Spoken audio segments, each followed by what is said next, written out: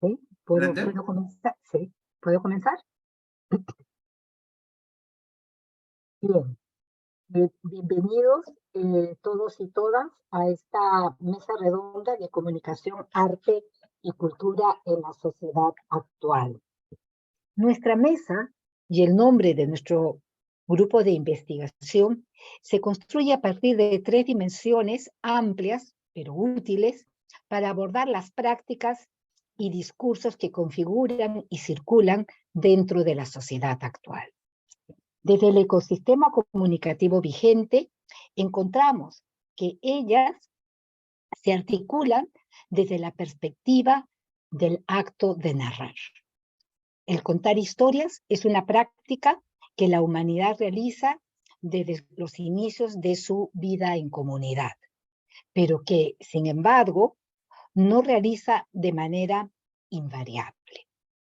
La gran cualidad que tiene la narración es que articula una serie de acciones, situaciones y personajes en un intervalo de tiempo determinado a partir de una subjetividad, la del narrador o narrador. En esta oportunidad queremos compartir con ustedes los avances de las investigaciones en curso que vienen desarrollando las y los miembros de nuestro grupo de investigación. Ellas muestran qué y cómo se narra nuestro país en el día de hoy.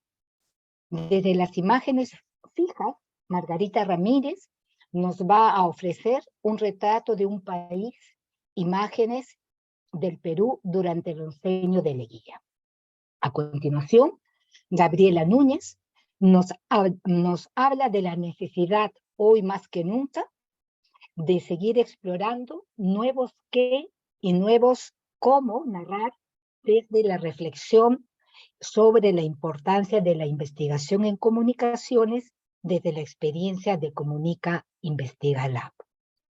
Posteriormente, desde el lenguaje audiovisual, Fernando Aguirre nos reflexiona dándole voz al trauma del conflicto armado del cine, desde el cine del sur andino peruano del año 2000 al 2019. A esta visión desde el lenguaje audiovisual, Valerie Hernani introduce el rol del cuerpo como un locus de narración a través de una visión acerca del cine peruano de ficción del año 2000 al 2022. Y finalmente, la que habla, Orieta Marquina, va a presentar desde la performance que se da en las calles, unos avances de una narrativa sobre las cartografías políticas que la estética de las protestas juveniles en Lima narran acerca de la generación del Bicentenario.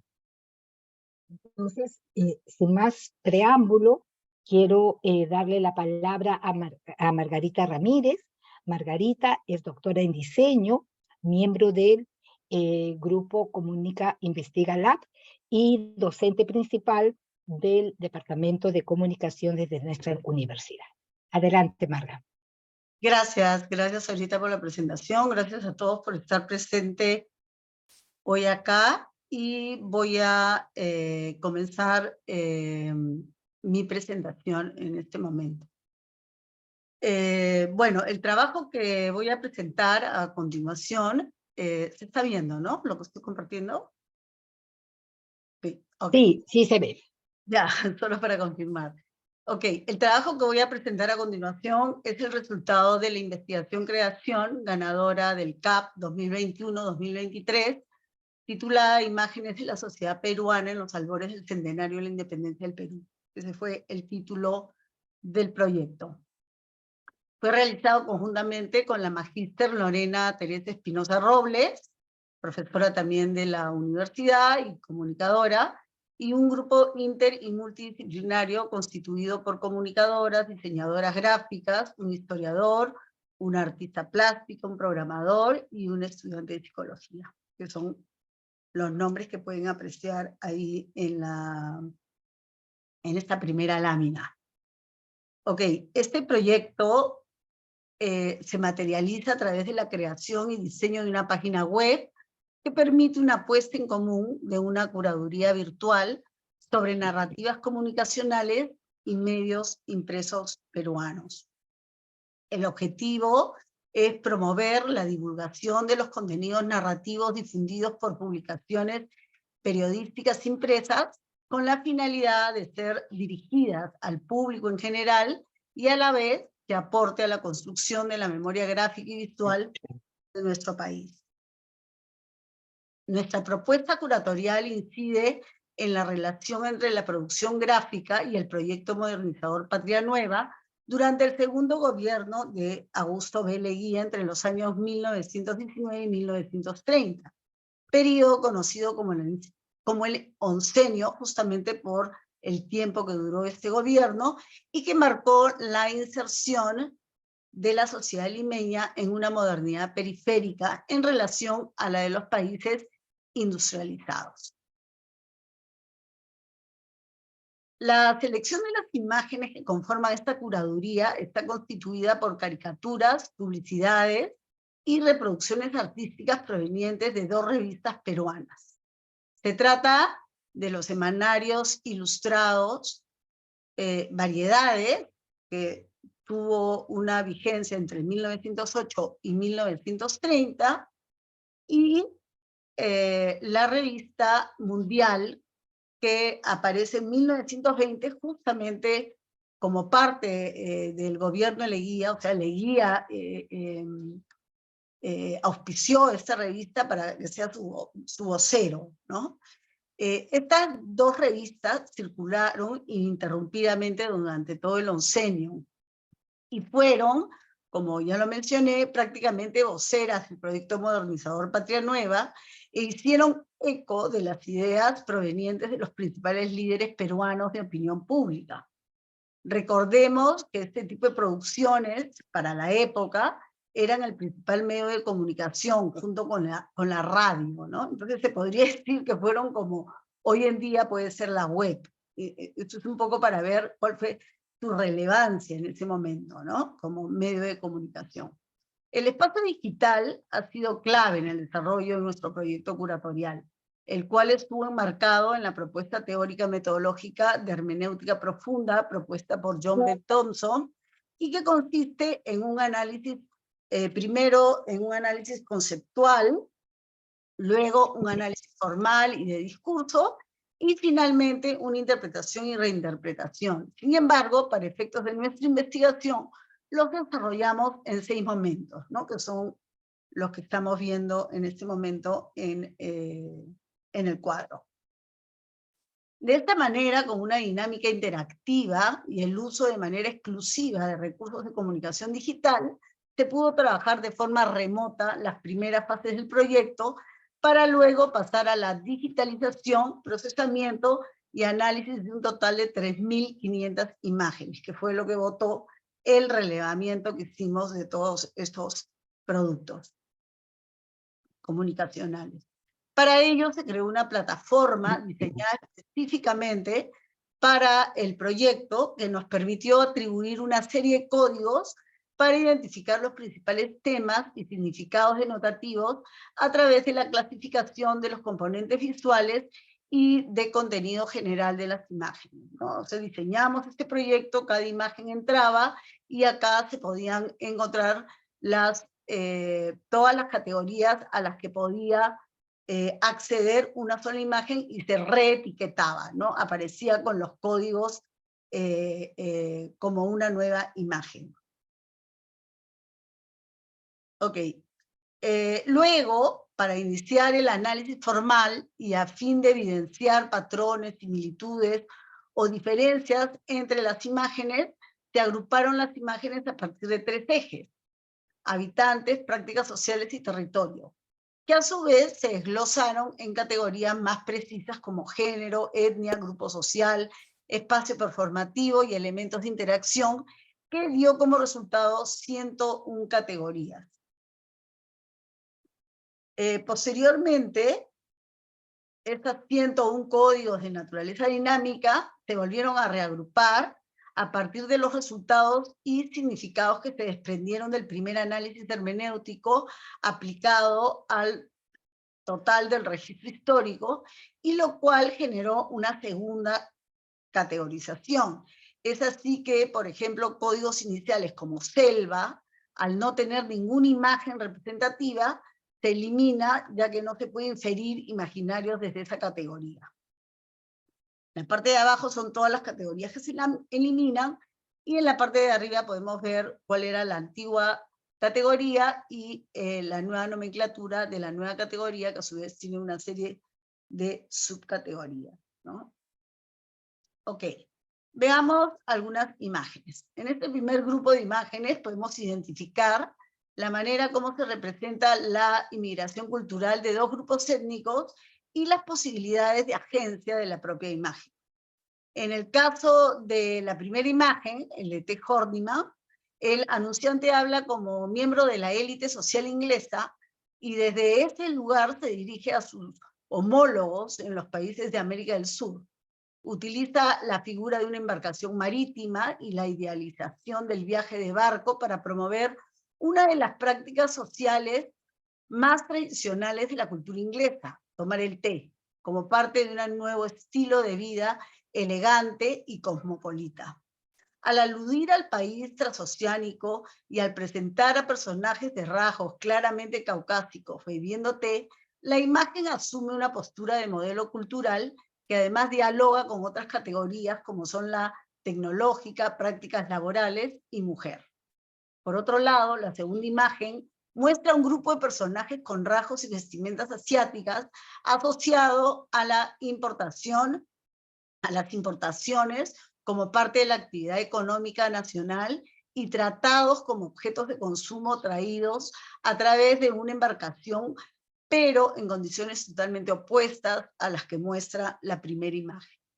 Acompaño estas imágenes con una cita de Amelia Marimoto que habla justamente de la situación en la que se encontraban los inmigrantes asiáticos en ese momento, y que entre 1924 y 1930 hubo 7.933 inmigrantes que entraron además en esas condiciones. Ok, en este segundo grupo de imágenes vemos representado a Leguía en situaciones muy diferentes, pero que sintetizan su imagen como impulsor del proyecto modernizador en el Perú. Por un lado, su vínculo con el mundo católico, en contraste al culto al pensamiento racional que proponía la modernidad.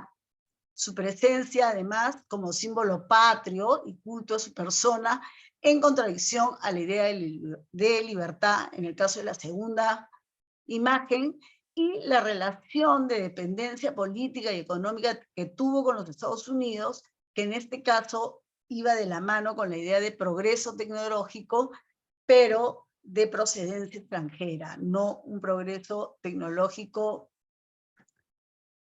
impulsado en el país, ¿no? Okay. En este escenario surge el indigenismo, movimiento intelectual, artístico y político, que tenía el propósito de revalorizar el mestizaje desde las raíces andinas.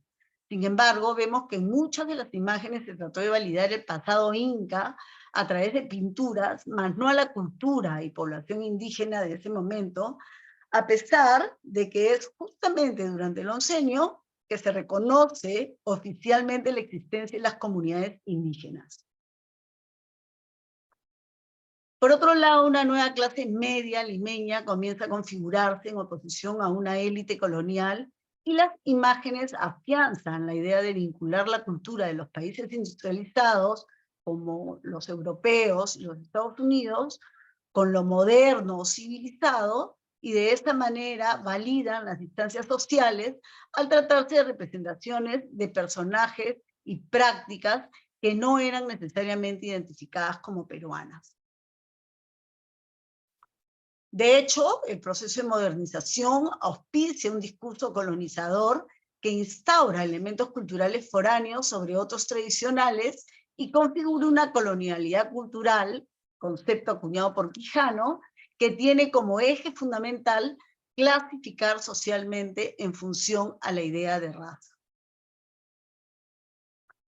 El guión curatorial, en este caso, se ha escrito desde el momento en que el soporte digital, a través de los códigos asignados, ha permitido crear una ruta por la cual el equipo de trabajo ha ido ajustando, modificando y ratificando tanto la pertinencia de las categorías como la selección de las imágenes. No solamente esta curaduría propone diversos caminos por donde puede transitar el futuro usuario, sino que además le permitirá indagar cómo se fueron constituyendo ciertos imaginarios sociales y culturales a partir de este registro histórico, resignificarlos e indagar sobre su alcance y vigencia incluso hoy en día. Como conclusión, podemos decir que las imágenes que se difundieron en los seminarios ilustrados Variedades y Mundial y que acompañaron al Oncenio de Leguía fomentaron nuevos códigos culturales de origen foráneo que se fueron superponiendo a los valores culturales y sociales mayoritarios que presentaba o caracterizaba la sociedad limeña de inicios del siglo XX. Finalmente, consideramos que este proyecto de investigación-creación aporta a la promoción, a promover la recuperación y difusión de archivos periodísticos históricos y a la construcción de la cultura y memoria visual de nuestra sociedad. Gracias por su atención. Gracias, Margarita. Ahora le damos pase a Gabriela Núñez. Gabriela Núñez es doctora en comunicaciones, es también miembro del grupo de investigación Comunicación, Arte y Cultura, y es profesora asociada a tiempo completo de del Departamento de Comunicaciones PUC. Bienvenida, Gaby. Buenas tardes, gracias Orieta, gracias a todos por estar presentes. Bueno, mi participación va a ser breve, quizá contándoles, ¿no?, una experiencia que realizamos con la profesora Orieta, que ganó el proyecto CAP Innovación en el 2021, que se llamó, o sea, todavía se llama, lo estamos todavía ejecutando, Comunica Investiga Lab, ¿no? Esta iniciativa surgió frente a la necesidad de fomentar la investigación entre los estudiantes de la Facultad de Ciencias y Artes de la Comunicación, ya que por un lado no existe el indicador de bajo porcentaje de tesistas en nuestra facultad. Sin embargo, más importante que ello es la división que existe en el imaginario de los estudiantes sobre la investigación, pues generalmente la vinculan con una investigación, digamos, académica, ¿no?, formal. Pero siendo comunicaciones una carrera profesionalizante, ¿no?, los estudiantes piensan que la investigación pues es algo rígido, académico, con citas y que no se vincula tanto a su proceso creativo y generación de contenidos, ¿no? Es en esa medida que Comunica Investiga Lab busca generar estrategias para formar una cultura de investigación que rompa con esa división entre investigación académica y no académica, y ofrezca a los estudiantes un espacio seguro, amable, que se sientan cómodos, en el que sea posible, ¿no?, una comunidad de investigación fuera del aula, donde se co-construya conocimiento y el proceso de investigación se haga natural al proceso de creación, ¿no? Porque, digamos, los estudiantes, más allá de los cursos formales de investigación, no tienen muchos espacios donde investigar. Los grupos de investigación suelen incorporar a los estudiantes como asistentes, pero no así como co-investigadores, ¿no?, en el mismo nivel que el profesor. Dos intereses transversales en los estudiantes de comunicación son justamente el arte y la cultura, ¿no? De hecho, cuando converso con mis estudiantes, muchos de ellos hubiesen también querido estudiar arte, pero encontraron en las comunicaciones un espacio, digamos, de equilibrio entre el ejercicio profesional y también una posibilidad de desarrollar su talento creativo, ¿no? Entonces, la idea de Comunica Investiga Lab es de manera transversal, ¿no? Relacionar este proceso creativo que se da a través del arte y la cultura con la comunicación, intentando pues romper estas barreras, ¿no? Y los resultados han sido bastante interesantes, y lo que yo quería hacer en esta oportunidad era mostrarles, ¿no? Algunos ejemplos. Entonces me voy a permitir compartir pantalla para que vean la página. ¿Ahí sí se está viendo? Sí, sí se está Ya, viendo. ok. Bueno, esta es la página web del proyecto, ¿no? Donde están las diferentes partes. Acá está la definición, ¿no? Son laboratorios, somos un espacio que busca conectar estudiantes de todas las especialidades y niveles de formación de comunicaciones para la construcción colectiva de conocimientos y soluciones innovadoras mediante investigaciones y proyectos, ¿no? Entonces, hay un espacio, ¿no? Que es el blog, donde lo que me parece muy rico, muy interesante es que los estudiantes que han pasado o están pasando por Comunica Investiga Lab cuentan un poco su experiencia, ¿no? Es algo, digamos, más personal. La otra es la revista, ¿no? La revista que se llama Comunicarte, que ya ha salido el número 2, pero les quería leer un poquito de cómo ellos cuentan sus experiencias, ¿no? Y les ponen títulos originales del proceso. Este, por ejemplo, es de Gabriel, que dice investigar, ¿no? Es una terapia, dice, pero investigar ha sido una terapia, ha traído el orden que me faltaba al acto mismo de buscar información sobre los temas que me apasionan. Encerrarme con mi laptop a buscar fuentes, discutirlas, repensar diferentes maneras de cómo aterrizar mis ideas y seguir explorando, ¿no? Entonces, más adelante dice, y gracias a todo el equipo de Comunica Lab, ha podido añadirle la disciplina, ¿no? Entonces, lo que resalto, digamos, en este testimonio es que Gabriel tenía, de hecho, el potencial, como todos los alumnos, de investigar, pero lo que le faltaba es quizá una orientación de sistematización, ¿no? Después la ruta del desaprendizaje de Manju, ¿no? Dice, espacios como Comunica, Investiga Lab me parecen valiosos justamente por esta razón, porque intentan darle una respuesta a estas preguntas mediante la experimentación, la prueba y el error. La investigación tiene tradicionalmente una mirada académica y rígida.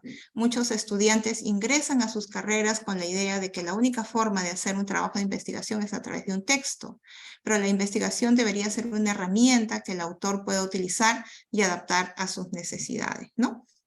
Entonces, que los estudiantes de comunicaciones que se expresan principalmente, ¿no? A través de la generación de contenidos, que puede ser una película, un proyecto audiovisual, una publicidad, sientan de que el proceso de investigación, ¿no? Es natural a su proceso creativo, ¿no?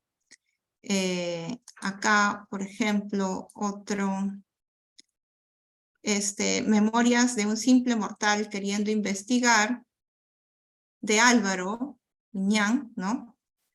Regreso a la parte final, ¿no? En suma, considero que es importante saber que hay otras formas de aproximarse a la investigación y ponerlas en práctica, de generar nuevos círculos de investigación con metodologías menos rígidas, que nos ayuden a entender que se puede investigar de diferentes maneras y de formas creativas. En ese sentido, darme, ¿no? la oportunidad de entrar a Comunica Lab u otros espacios de investigación no convencional alternativos, ¿no? Con un formato más espontáneo y próximo a los estudiantes. Entonces, bueno, tenemos muchísimos testimonios, por eso quería ponerlo como un ejemplo, y para que vean también los productos, ¿no?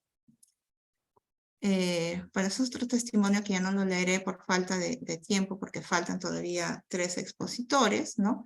Tenemos ya dos números virtuales de la revista Comunicarte, que a propósito, para darles la rigurosidad del caso, ¿no? Buscamos también colegas que hagan revisión por pares, ¿no?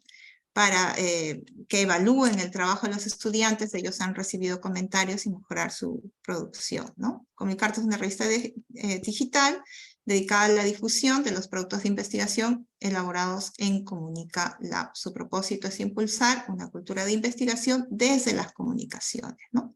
Entonces les muestro algunos de los productos, solo rapidito para que vean. Este es de Stephanie Gómez y fue una de las participantes de Comunica Lab de la primera generación, digamos, que me gustó muchísimo su experiencia. Bueno, no he leído el testimonio de Stephanie, pero ella es justamente de las que pensaban que no pensaba que digamos, la investigación fuese accesible como a una estudiante como ella, que ella decía, yo soy joven, me gusta, qué sé yo, las series televisivas, ¿no? Ella no creía que podría investigar acerca de una serie, ¿no? Y ella hizo este artículo sobre la serie Casi Ángeles y de qué forma esta serie podría haber influido en toda una generación para establecer las relaciones afectivas, ¿no? Entre los espectadores, ¿no?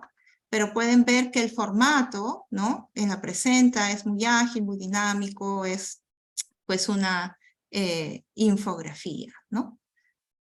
Les muestro rapidito los otros y ya voy terminando. Esta es de Andrea. Aproximaciones a la distribución de óperas primas de ficción peruana. En el caso de Andrea también es muy interesante porque ha decidido, ¿no? Que a partir de su experiencia en el lab ha querido, ¿no? Pasar al nivel de tesis y una investigación, digamos, más académica, pero esa no es la ruta de todo, ¿no?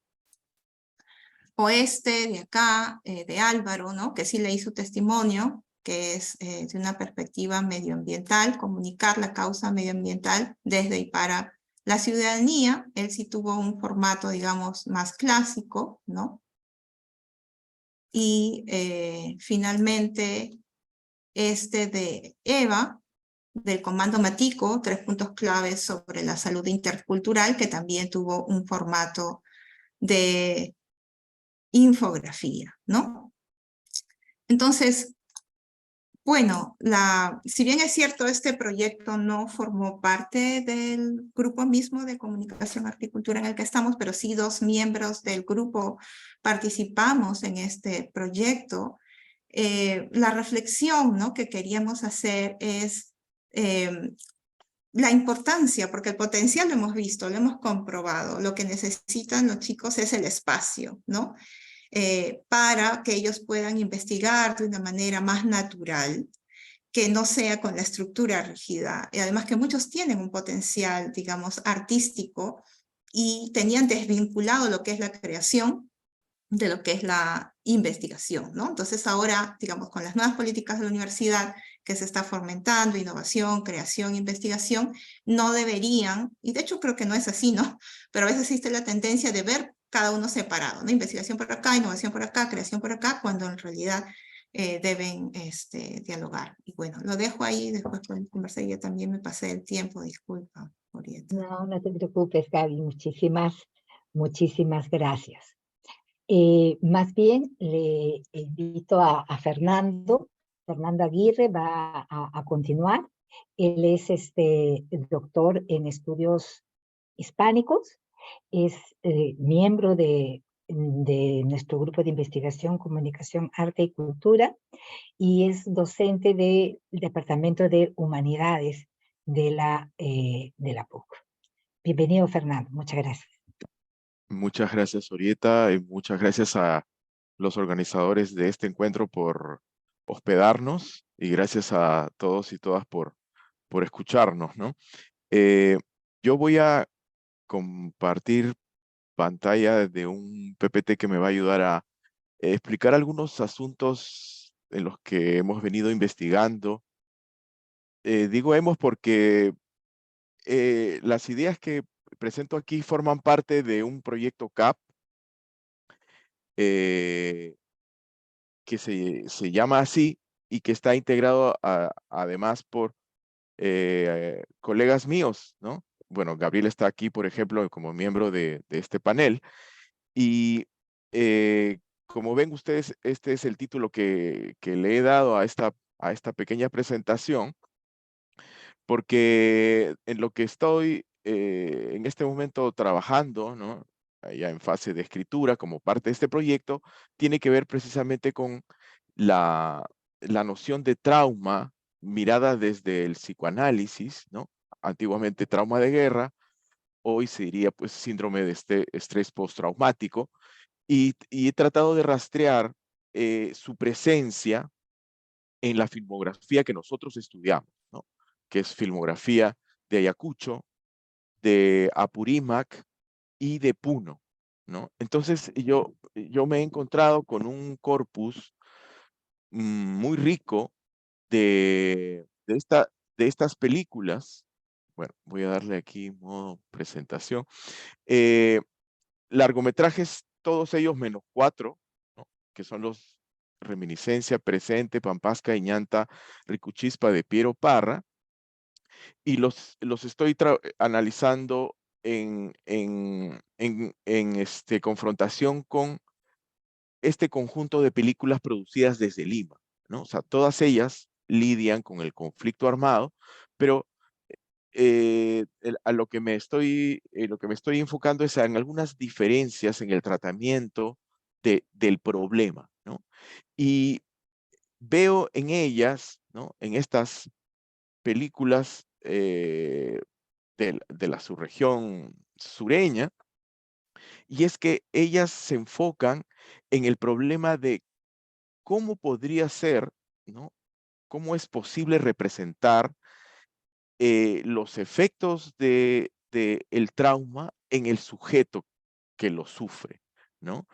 Eh, Titulé la ponencia así inspirado un poco en un famoso pasaje de, de Freud, precisamente cuando presenta uno de sus conceptos de trauma, y recordando la etimología griega, ¿no? Trauma como herida, ¿no? Y entonces en esta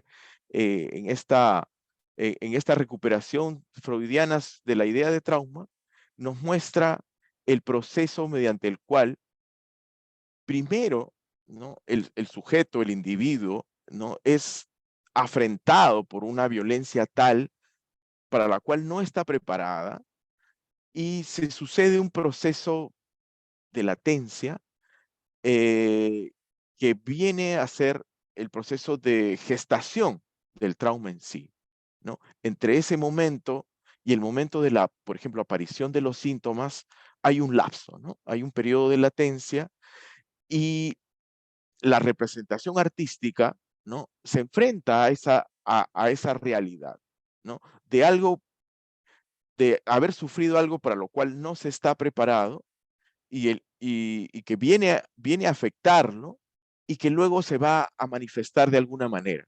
Entonces, por ejemplo, es especialmente importante en este grupo de películas el uso por ejemplo, del flashback, ¿no? Hay un desarrollo de la temporalidad de la trama que trata de recoger precisamente los efectos de la experiencia traumática, y entonces hay una alteración, digamos, de un orden cronológico, ¿no? Eh, en, en las historias que ellas nos narran. Entonces, identificado el comienzo de esta manera, de esta filmografía de acercarse al problema que es un problema de la representación, a fin de cuentas, pero también un problema de gestación de la memoria, porque el trauma no necesariamente se inicia como un proceso consciente, ¿no? No necesariamente, dicen también las investigaciones más recientes, ¿no? Sino que tiene un periodo inconsciente para la víctima de él, ¿no? Entonces, hay un comienzo en la filmografía peruana que vendría a estar aquí, para mí en La Boca del Lobo, y en esta escena en la que Roca ha golpeado a Vitín Luna, ¿no? El soldado que está caído, y que se ha negado a masacrar, como lo han hecho todos, ¿no?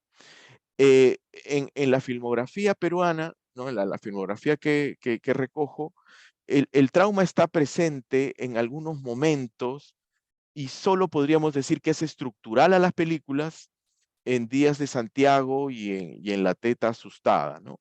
En otros momentos de esa filmografía se hace presente, pero no con la misma importancia que en estas otras películas hechas en el sur andino, ¿no? Eh, por eso asumo que Sangre Inocente del año 2000 da inicio a esa narrativa en la que se trata de representar aquello que inicialmente es irrepresentable, ¿no? Es decir, se necesita un proceso interno, un proceso psíquico que permita que aquello que no tiene sentido, ¿no? Porque esa violencia brutal e inopinada no tiene sentido para la psiquis, empieza a tenerlo, ¿no? Y entonces la simbolización, sea, pues, por ejemplo, en imágenes, o sea, en palabras o en su combinación, como podría ser en una película, empieza a darle sentido, ¿no? Y entonces empieza a generar memoria, ¿no? Entonces, Sangre Inocente sería el inicio de ese proceso, ¿no? Sobre su historia se genera la Casa Rosada, y en esta parte de la investigación, pues uno ve que existe una especie de un narrador oculto, ¿no? No es Adrián, ¿no? El que padece la tortura, o Alfonso, sino es un observador, ¿no? Un observador, y en este caso su hijo, Juan de Dios, el que ve, ¿no? Él es el que ve, y también es digamos, una covíctima, ve muchas cosas, y además es un narrador en off, que observa momentos cruciales en la película, ¿no? Podría parecer que Adrián es el narrador, pero vemos que no, ¿no? En esta fase en el que veo, lo comparten Sangre Inocente y La Casa Rosada, apenas hay el atisbo de la posibilidad de narrar, al menos para la víctima principal, ¿no? Él, Adrián, casi no puede proferir palabra, ¿no? Así como Alfonso, ¿no? Es otro testigo y también víctima quien narra, ¿no? Por ejemplo, en Ana María, La Voz del Valor, y en Peligrosa, Ana María, La Voz del Valor es de Piero Parra, ayacuchano, y Peligrosa es del puneño Esaú Mamani Cayapa, ¿de acuerdo? En ambos casos tenemos que la narración está centrada en los recuerdos, de nuevo, de una víctima y testigo. Y en este caso son niños, ¿no? Aquí se ve, ¿no es cierto? Aquí la niña ha sido escondida por el padre, y desde allí ella ve el asesinato a manos de Sendero de su madre y de su padre, ¿no? Y luego vemos sus ojos, ¿no es cierto? Que es la confirmación de que esos ojos son los que han visto, ¿no? Entonces, la película se estructura sobre la base de los recuerdos de esta niña, ¿no? También es una niña la que ve, ¿no es cierto? Y en este caso es en Azángaro, ¿no? Puno, que ve también la destrucción de su hogar, ¿no? En el comienzo no hay audio, solo las imágenes también de ella escondiéndose, y luego ya ella convertida en adulta y miembro de un grupo de élite, ¿no? Que está involucrado en investigar corrupción al más alto nivel, ¿no? El, el, el recuerdo vuelve, ¿no? Es un flashback, ¿no? Que retorna a ella al momento en que ella regresa a su pueblo, ¿no? Y en ese segundo momento, ¿no? En ese segundo momento es que hay audio y escuchamos lo que los senderistas le dicen a estas mujeres que asesinan, ¿no? Que son familiares de ella, Oriana, ¿no? Y hablan de el castigo a los soplones, ¿no? Entonces hay todo un proceso de construcción y vamos a decir de reconstrucción del recuerdo por, por un proceso de retrotracción al pasado para explicar por qué Oriana es como es en este momento, ¿no? Ella se dirige a la Madre Tierra, ¿no? Y dice, dice Pachamama, Madre Tierra, cúrame. Es decir, ella es consciente de que padece de un padecimiento, ¿no? Y en este caso, su padecimiento pues es el trauma, un trauma marcado en ella en su más tierna infancia por esa escena sangrienta, ¿no? De destrucción de asesinato y destrucción de su familia, ¿no? Y es en ese momento en el que el recuerdo se completa para nosotros, ¿no? Como vemos aquí. Claro, hay en este corpus, esta película de Juan Camborda, ¿no? Que es una película del año 10, en el que el protagonista es más bien un soldado, ¿no? Que regresa a Ayacucho y que a partir de las noticias que escucha, él se actualiza, ¿no? La memoria soterrada en él 20 años atrás, ¿no? Y él es víctima de esa reactualización y asesina, ¿no? Asesina personas en un contexto absolutamente diferente, ¿no? Se ha convertido en un guachimán de una casona y asesina allí, ¿no? Esta película dialoga, ¿no? Muy íntimamente con Díaz de Santiago, ¿no? Él, en un instante final, parece que va a suicidarse, ¿no? Por harakiri, pero no lo hace. Pero lo interesante, y a diferencia de Díaz de Santiago, él reflexiona, ¿no? O sea, él reflexiona sobre su propia experiencia traumática, ¿no? Entonces dice, ¿será la muerte la única puerta, ¿no? que tocar en estos casos? Parecería que no, porque él desiste de suicidarse, ¿no? En el último minuto.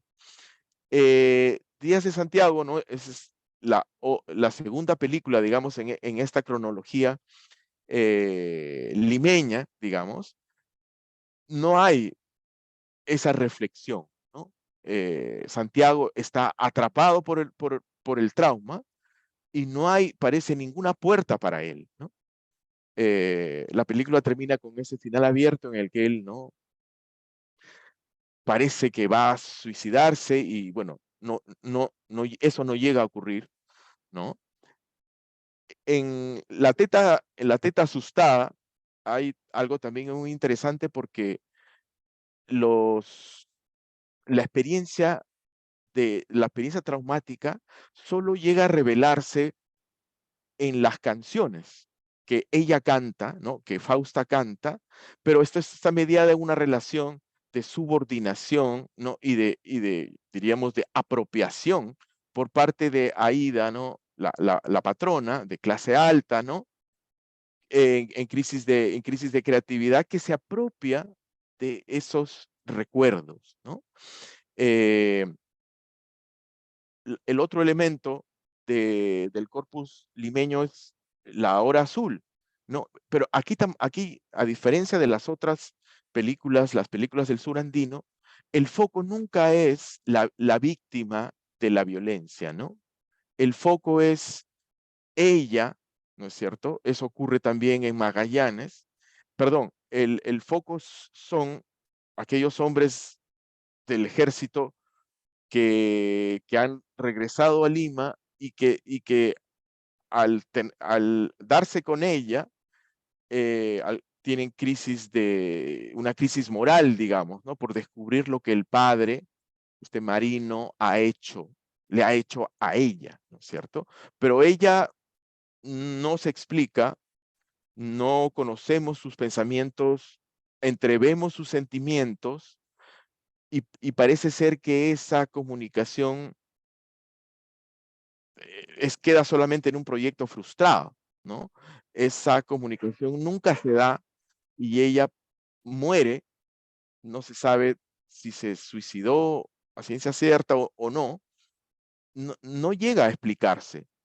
Es una diferencia grande con las películas del sur andino en el que las víctimas asumen una voz protagónica y en diversos pasajes con diversos grados de centralidad tratan, ¿no es cierto? Tratan de representar aquello que sufrieron, es decir, el trauma, ¿no? Bueno, pasó en Magallanes en el último momento en esa alocución muy enérgica de la protagonista, ¿no? De la coprotagonista, pero no así en el resto de la película, ¿no? Traigo a colación los cortos de Piero Parra, porque aquí nuevamente los recuerdos, y a diferencia de, por ejemplo, de Días de Santiago y de Magallanes, el protagonista, protagonizado por Lalo Parra, quien vemos aquí, es el que sufre, digamos, ese retorno del pasado, y ese pasado a través de esos 4 flashbacks en este cortometraje, el pasado empieza a tener una explicación, ¿no? Esa violación que él castigó con el asesinato de su propio compañero de armas, empieza a tener la explicación de que la chica con la que se ha encontrado allí en esa casona sería el producto de esa violación, ¿no? Ella, ¿no? Le dice, eso pasó hace 31 años, y él le dice a ella, ¿y cuántos años tienes? Y ella le dice, yo, 32. Y en ese momento la historia se vuelve redonda, ¿no es cierto? Disculpen si me pasé. Sí, vamos cerrando más bien. Sí, cerremos aquí, perdonen. No, qué ocurrencia. Está súper entretenido. ¿Sí? ¿Quieres cerrar? ¿Dar una frase de cierre? Ahí está bien. Bueno, son algunas diferencias importantes en el tratamiento del trauma de ambas filmografías que me parecen relevantes, ¿no? Entonces, relevantes para la construcción de la memoria, ¿no? Darle voz o tomar voz la propia víctima de la violencia es crucial, ¿no? Para que su memoria pueda constituirse como un discurso articulado, ¿no? Ok. Lo que no Gracias. termina de pasar en el cine, en el cine de Lima, digamos, ¿no? Gracias, Fernando. Nos Muy quedamos bien, con ganas de seguir gracias. escuchándote, pero el tiempo Perdonen, sí, lamentablemente es tirano. sí. Entonces, a continuación va a presentar Valerie Hernani. Valerie es licenciada en Comunicación Audiovisual, es miembro también del Grupo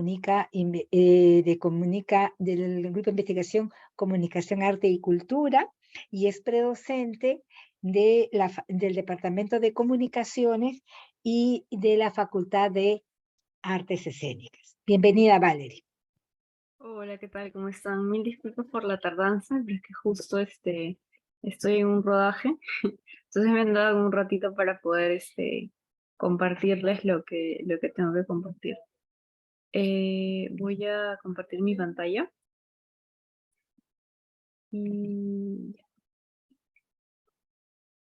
sí, mi tema es... ¿Sí se me escucha bien? Sí, muy bien. Ya, bueno.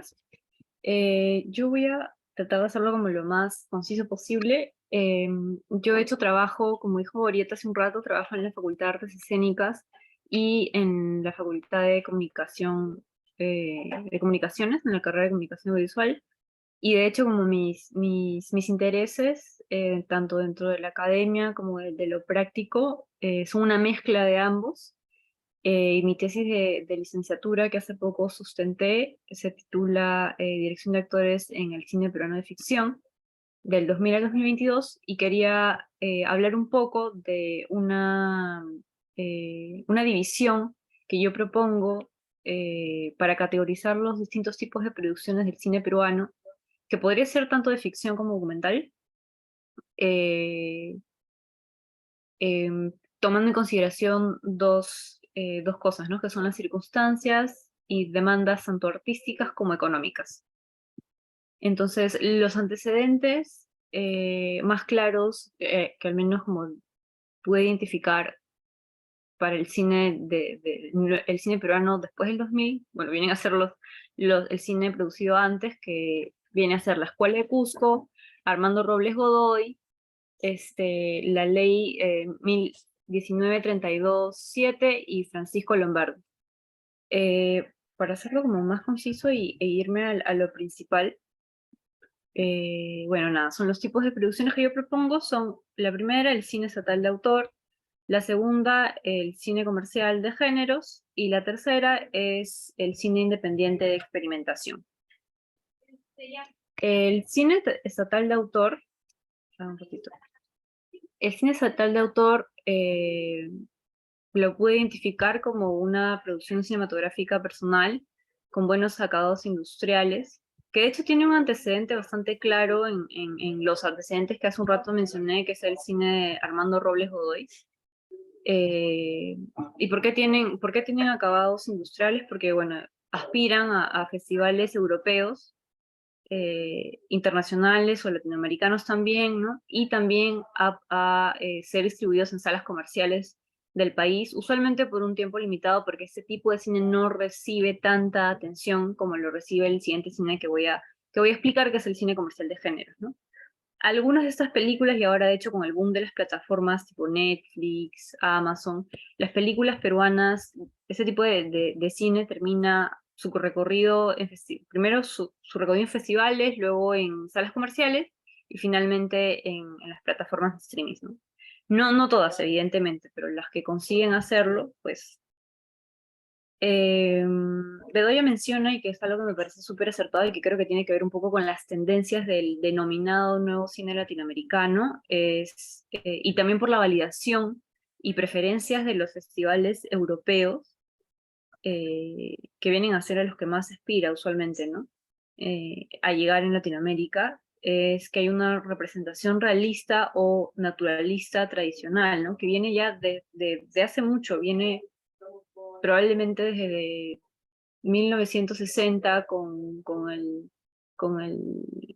interés del cine cubano, el cine brasileño, el cine argentino, del hiperrealismo, ¿no? O, bueno, el documental.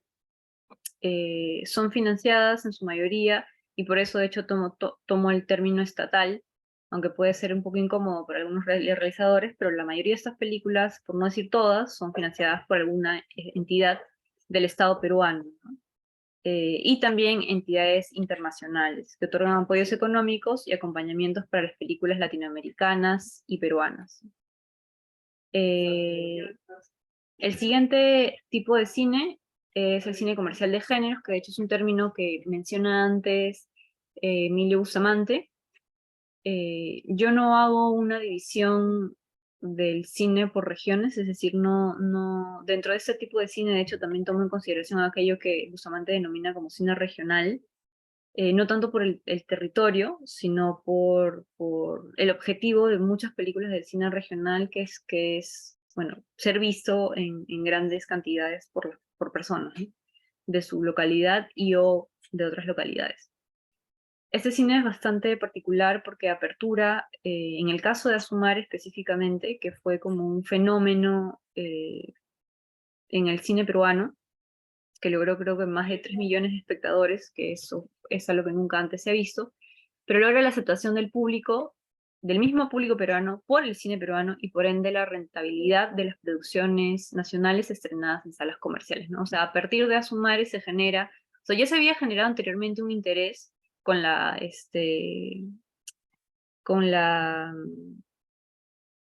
participación de La Teta Asustada en los Oscars, pero ¿qué pasa con el caso de La Teta Asustada? Es que se genera como un interés nacional por ver esa película, pero cuando van a la sala del cine no, no logra capturar a las personas debido a que el común de peruanos estamos acostumbrados a consumir el cine norteamericano, que es uno de grandes efectos y grandes producciones, ¿no?, multimillonarias. Este tipo de cine prioriza las historias de narrativa cerrada o los 3 actos, con un desarrollo casual y elementos populares fáciles de entender.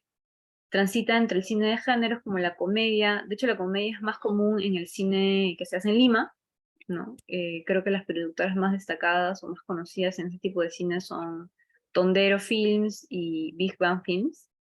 El terror o el thriller, ¿no? Que son ambos tipos de géneros, de hecho son como bastante común, incluyendo el melodrama, son bastante común en el cine a lo que Bustamante le denomina cine regional, ¿no?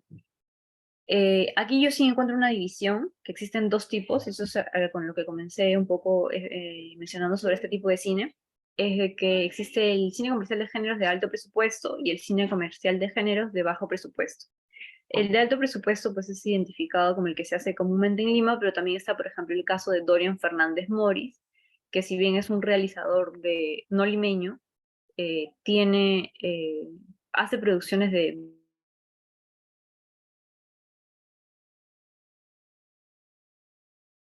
Uy, ¿se congeló?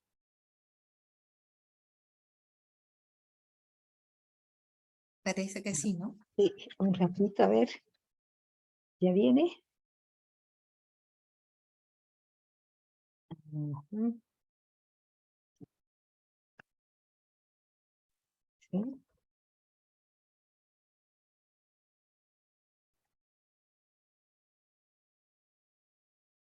A ver. A ver.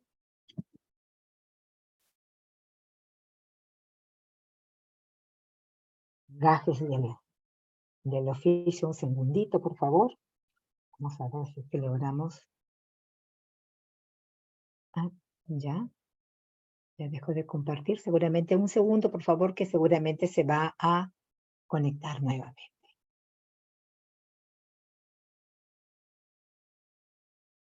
¿Mm? Ahí está.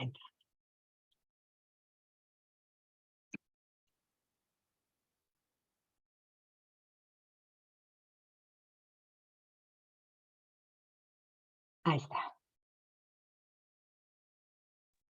Qué pena, me he desconectado, ahorita estoy de celular, pero creo que puedo seguir explicándolo así. Ok. ¿Sí? ¿Cuánto tiempo me queda? O sea, como poco tiempo. Ay, qué pena. Bueno, ya. Sigo Pero como para... lo que sea necesario, Valerie. Sí, no, ya, Lo para mío, cerrar, lo mío lo independiente. hago rapidito nomás. No, haz lo que sea necesario.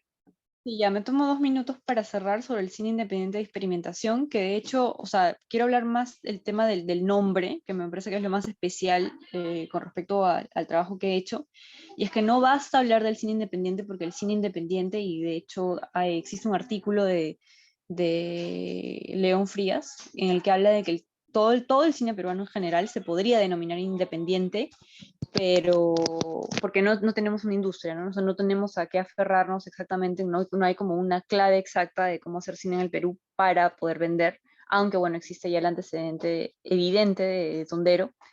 Entonces ahí como pensando un poco, también con Orieta que fue mi asesora, añadí el término experimentación porque de hecho, a diferencia del cine independiente, no sé, por ejemplo, de Casabets, ¿no? Que es como el realizador más importante del cine independiente norteamericano y que es de donde nace el término, que es un término que se opone, ¿no?, al cine comercial de los Estados Unidos.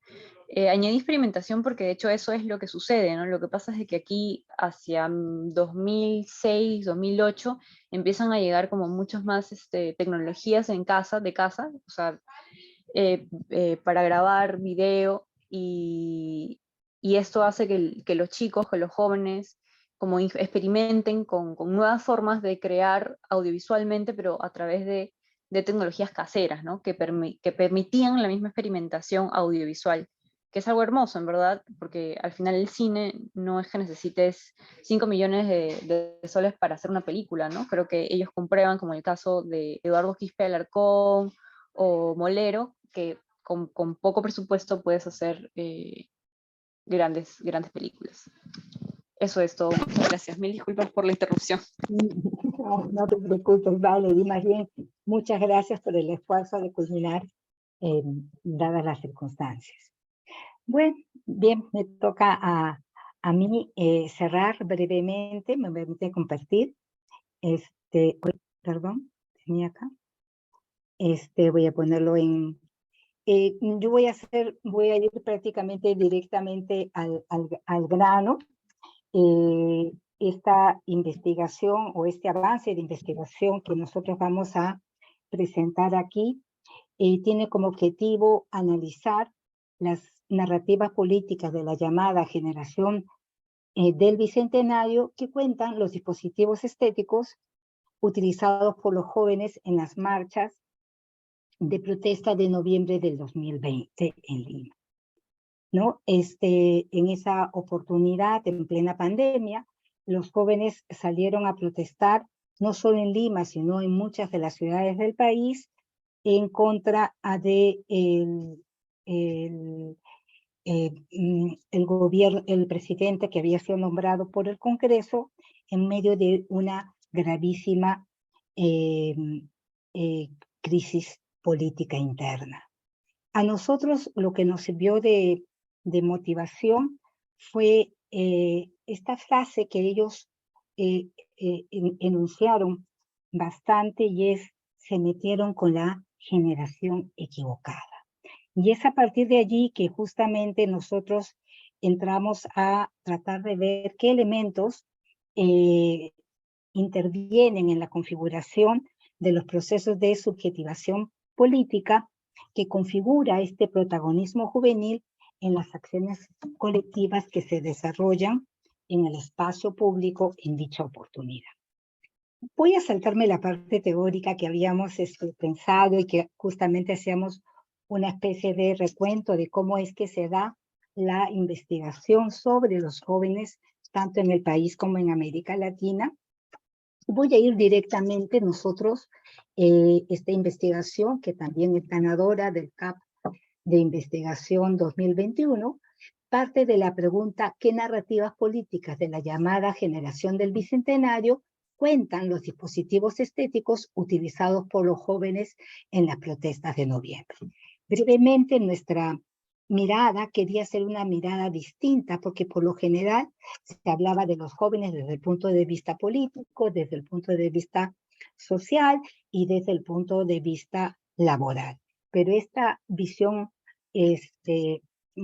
más desde lo cultural, desde la expresividad misma que se da en estas performances que ellos realizan en las calles, y sobre todo a partir de los dispositivos estéticos, que para nosotros esos dispositivos estéticos vienen a ser las pancartas, vienen a ser los rituales que hicieron, vienen a ser las vestimentas, los lemas que ellos enunciaron durante sus protestas. La hipótesis que teníamos es que, y que tenemos porque estamos en pleno desarrollo, es que los dispositivos estéticos narran estas formas no solo de pensar, sino también de sentir y de resignificar la política, propiciando una configuración de subjetividades que los medios se encargaron de divulgar como la llamada generación del Bicentenario, ¿no? Entonces, y pensamos que dichas narrativas lo que hacen es expresar las aspiraciones que estos jóvenes tienen en relación a las características dinámicas y sentidos de un futuro compartido que se avisora hacia para más adelante, ¿no? Esta investigación lo que hace es, tiene un enfoque metodológico cualitativo interdisciplinar.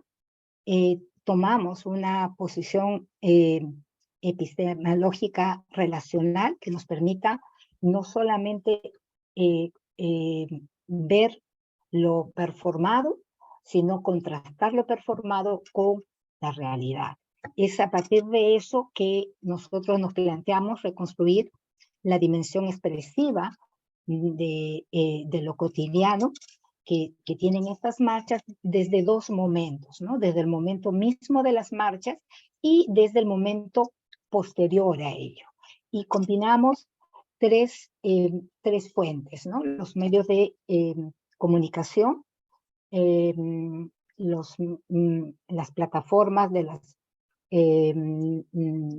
las redes sociales que utilizan los jóvenes para publicitar sus propias imágenes y sus propios mensajes, y finalmente entrevistas a profundidad que hacemos a algunos jóvenes indagando un poco sobre la reflexión que ellos tienen en relación a lo acontecido. El equipo de investigadores es un equipo conformado fundamentalmente por miembros del grupo CAC, Gabriela, que se encuentra presente, Valerie, que se encuentra presente, la que habla, y Miguel Ángel Torres, que es un colega también docente del Departamento de Comunicaciones.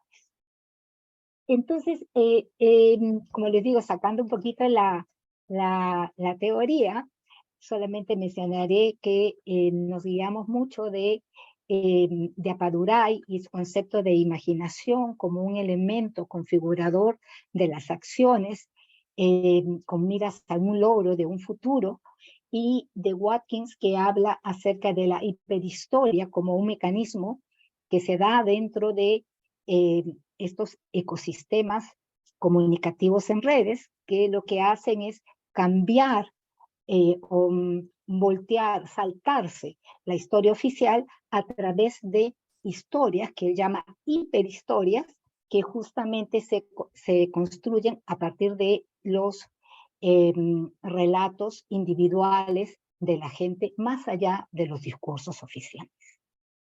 Entonces, yo voy a presentar 10 imágenes, y en esas 10 imágenes ir brevemente dando alguna idea de lo que vamos viendo, ¿no? O sea, una de las primeras imágenes que queríamos comentar acá era esta idea de la identidad generacional. En este sentido, es una imagen bastante, la frase, en realidad no analizamos la imagen, sino la frase, ¿no? La frase es una frase bastante decidora de lo que posteriormente hemos encontrado en las entrevistas, ¿no? Es darle la bienvenida a la generación de yo no me dejo.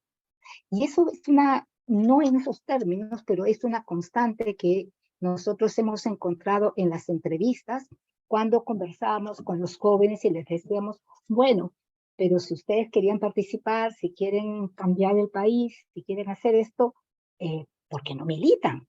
Porque no se meten en una organización, en un partido político, y a partir de eso pueden concretar, tener un mayor empuje político su acción. Pero ellos decían eso, no militamos porque no queremos ser tontos útiles. No, el militar en un partido nos obliga a aceptar lo que estamos de acuerdo con ellos, pero también aquello con lo que no estamos de acuerdo, y que muchas veces da pie a una manipulación, bueno, no usan ese término, pero, o sea, a una tergiversación de las voluntades aparentemente en el espacio. Esta idea de lo generacional va siendo reforzada por esta segunda imagen, en donde dice, somos un meteorito, venimos a extinguirlos, fuera dinosaurios.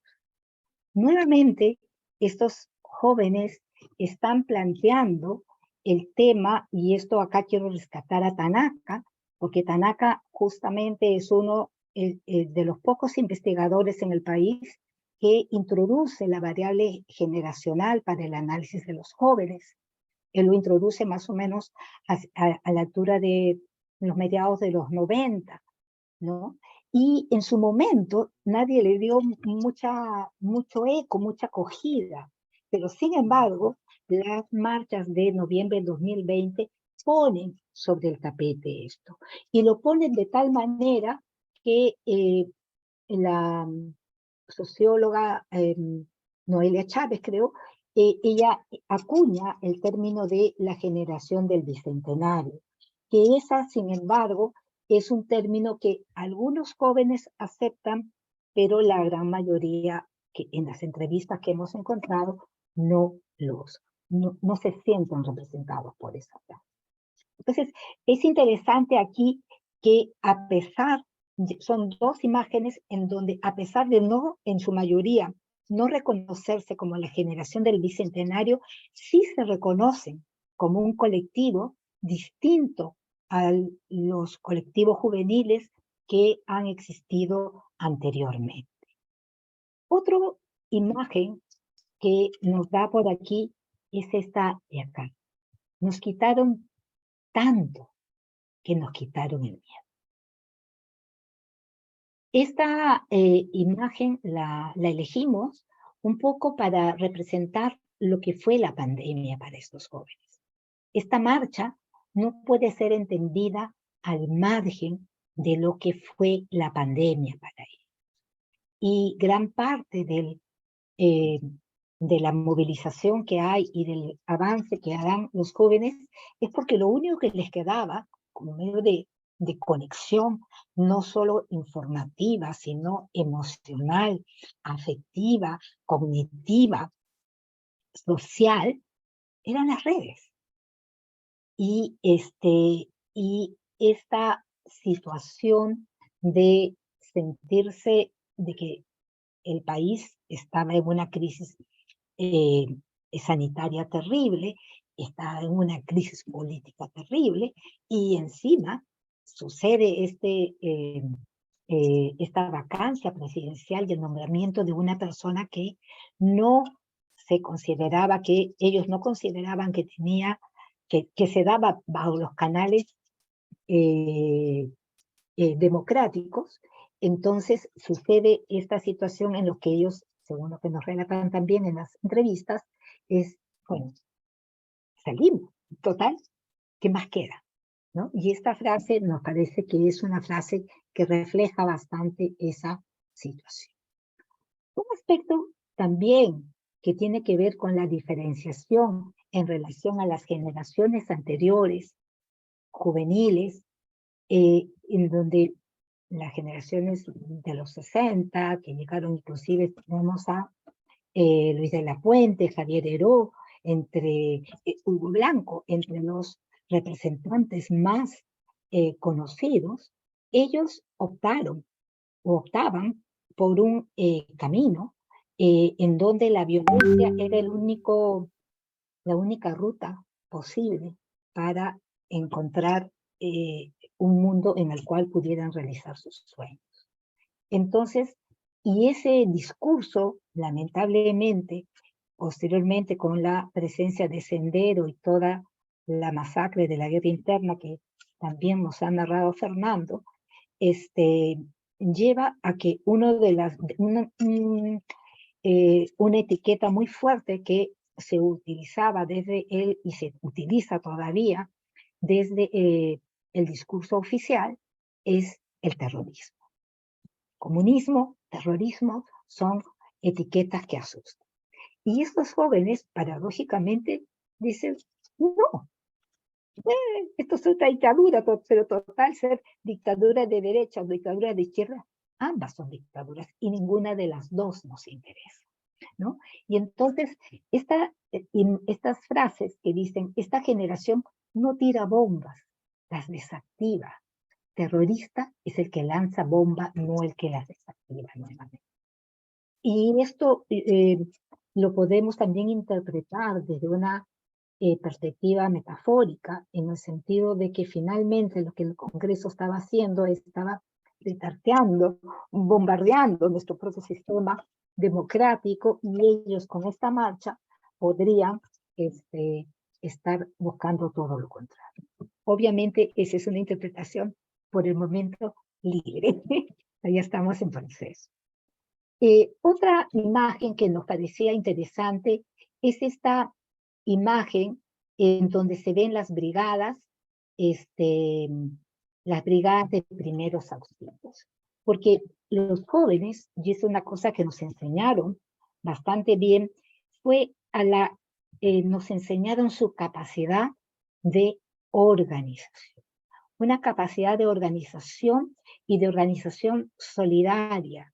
Se sentían tan solos, tan huérfanos, que eran ellos mismos los que tenían y los que asumieron la responsabilidad de cuidarse. No esperaban a ningún adulto que lo hiciera.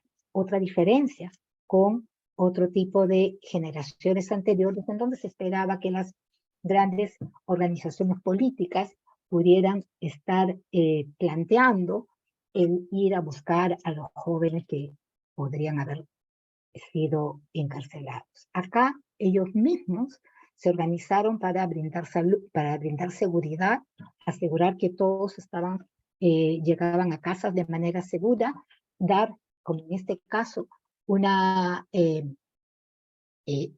primeros auxilios. Eran estudiantes de facultades de medicina, de enfermería, que voluntaria y espontáneamente empezaron a organizarse y que colectivamente recogían, la gente contribuía para que ellos pudieran tener los instrumentales para poder socorrer a los heridos. Lo mismo sucedió con las brigadas de los desactivabombas, ¿no? Otra imagen que me pareció interesante, es estas dos imágenes. Mamá, salí a defender a mi patria. En no regreso, me fui con ella. Te amo. Y luego esta otra que dice, despierta Perú. Tengo miedo, pero este amor no es para cobarde.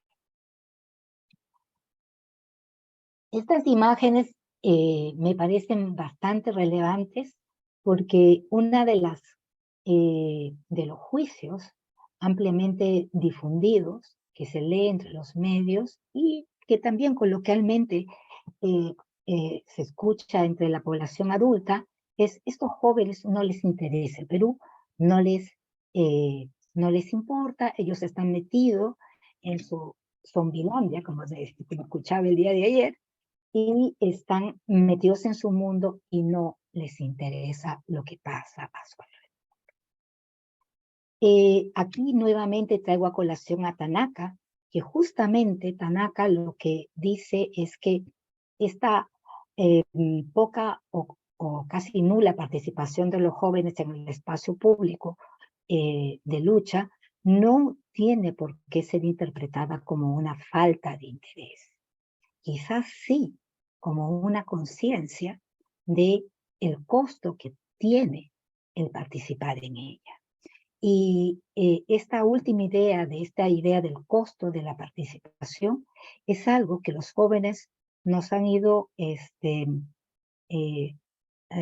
ratificando en las entrevistas que venimos realizando. Pero estos jóvenes no solamente se expresan con la razón o simple y llanamente frente a la no violencia, ¿qué otras formas de expresión tienen? Y acá eso es lo interesante, esta imagen que nos muestra parte del altar que construyeron a Inti y Brian, los dos jóvenes que fallecieron, y que realmente los conmocionó, porque el momento era de tal tensión que muchos de ellos se enteraron, al menos de los que hemos entrevistado, muchos de ellos se enteraron del fallecimiento de estos jóvenes cuando regresaron a sus casas de las marchas. Y obviamente la primera sensación que tenían era: ese pudo haber sido yo, ¿no? Entonces, esta idea de expresarlo con flores, de expresarlo con dibujos, ¿no? Como podemos ver aquí también, de expresarlo con cánticos, con velas, son formas que expresan un sentir que no ha sido muy habitual en las marchas que generaciones de jóvenes anteriores han realizado o han incluido en los momentos de protesta o dentro del espacio. Entonces, acá se puede evidenciar un cambio en la sensibilidad de estos jóvenes. Estos jóvenes, a diferencia de otros anteriores, no luchan por un mañana mejor, no luchan por una sociedad justa que sea mañana. Ellos luchan por un hoy día justo, un hoy día que les permita a ellos justamente desarrollar sus sueños y esperanzas. Y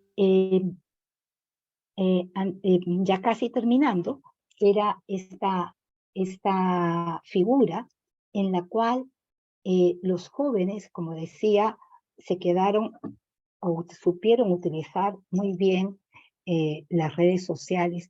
No creo que sea solamente por esta cuestión de que son la generación que ya nació dentro de lo digital, sino que no tenían otra forma.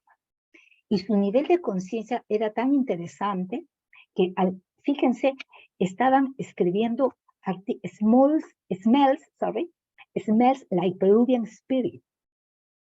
Pusieron letreros en inglés, justamente sabiendo que parte de estas imágenes iban a salir en el extranjero.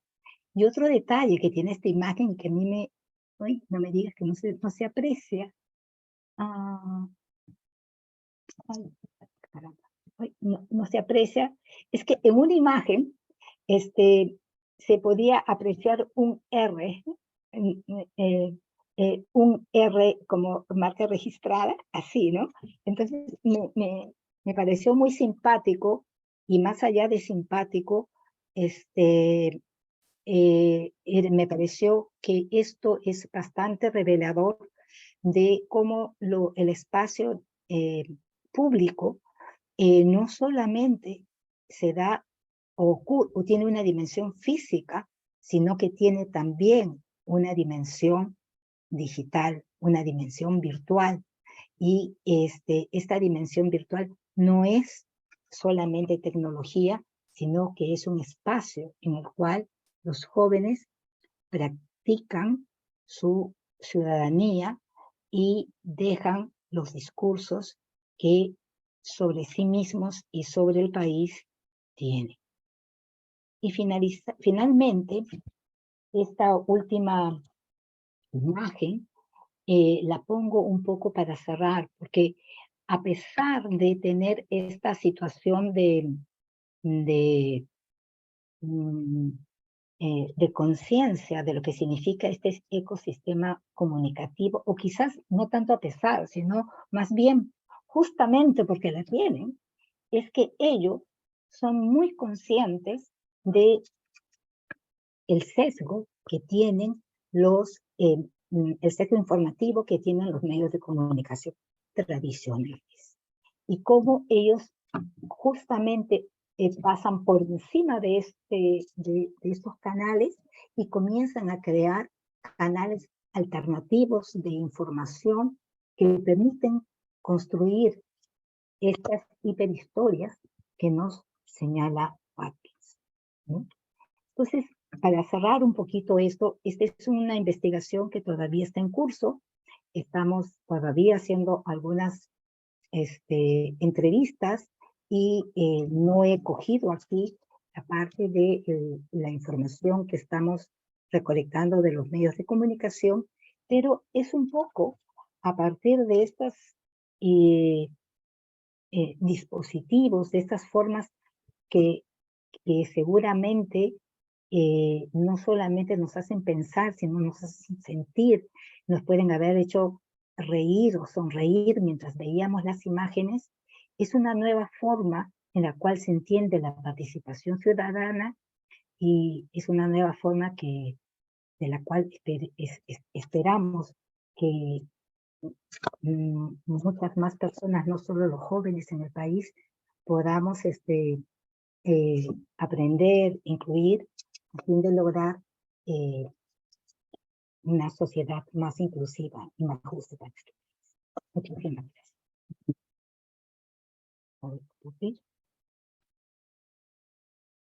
Bien, ya estamos con el tiempo medido, se recontra. Entonces, bueno, sé que no tenemos más, más tiempo. Yo simplemente quiero agradecer a todos por su presencia y agradecer a todos mis compañeros del grupo de Comunicación, Arte y Cultura, por habernos puesto por el relieve, ¿no? Esta idea de cómo las diferentes formas de narrar y los diferentes contenidos que son los que en este momento abarcan o figuran, ¿no?, el imaginario de Perú que tenemos en la actualidad. Muchísimas gracias y hasta otra oportunidad.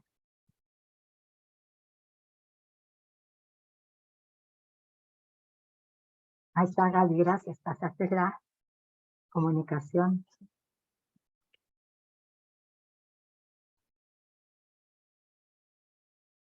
Oh. Ya. Entonces, nos vamos, ¿verdad?